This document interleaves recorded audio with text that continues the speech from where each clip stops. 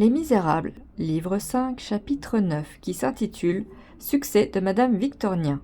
La veuve du moine fut donc bonne à quelque chose. Du reste, M. Madeleine n'avait rien su de tout cela.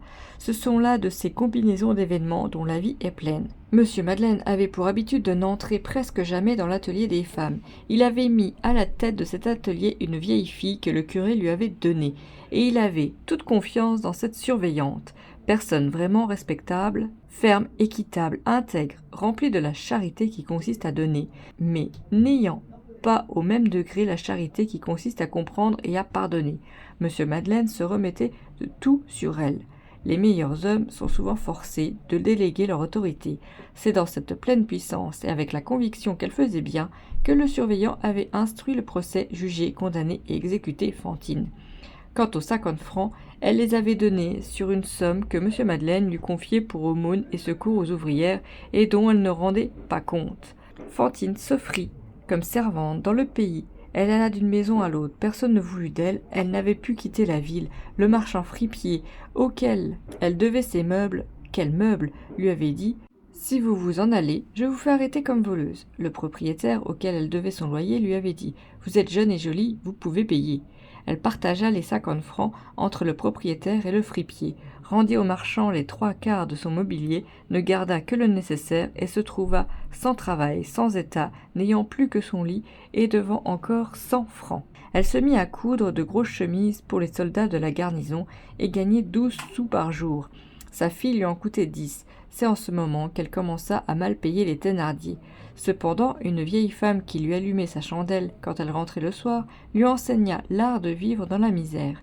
Derrière vivre de peu, il y a vivre de rien. Ce sont 2 chambres, la première est obscure, la seconde est noire. Fantine apprit comment on se passe tout à fait de feu en hiver, comment on renonce à un oiseau qui vous mange un liard de millet tous les 2 jours, comment on fait de son jupon sa couverture et de sa couverture son jupon, comment on ménage sa chandelle en prenant son repas à la lumière de la fenêtre d'en face. On ne sait pas tout ce que certains êtres faibles qui ont vieilli dans le dénuement et l'honnêteté savent tirer d'un sou. Cela finit par être un talent.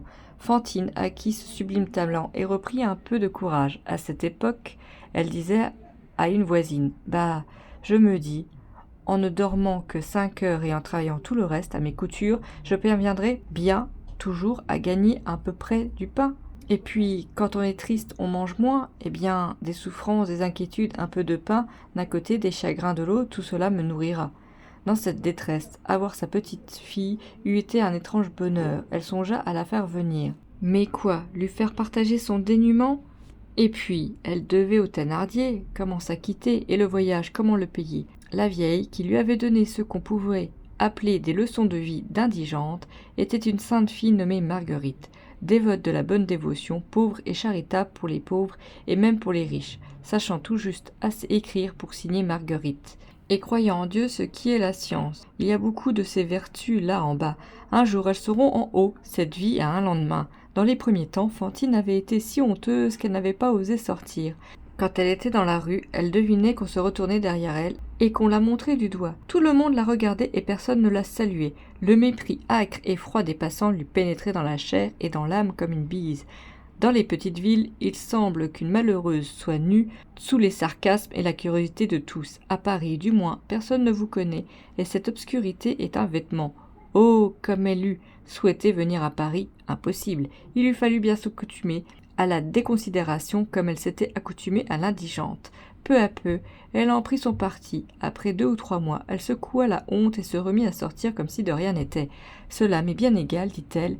Elle alla et vint, la tête haute avec un sourire amer, et sentit qu'elle devenait effrontée. Madame Victurnien, quelquefois la voyait passer de sa fenêtre, remarquait la détresse de cette créature, grâce à elle, remise à sa place, et se félicitait.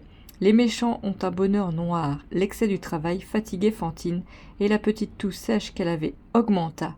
Elle disait quelquefois à sa voisine Marguerite « Tâtez donc, comme mes mains sont chaudes. » Cependant, le matin, quand elle peignait avec un vieux peigne cassé ses beaux cheveux qui ruisselaient comme de la soie floche, elle avait une minute de coquetterie heureuse. Fin du chapitre 9.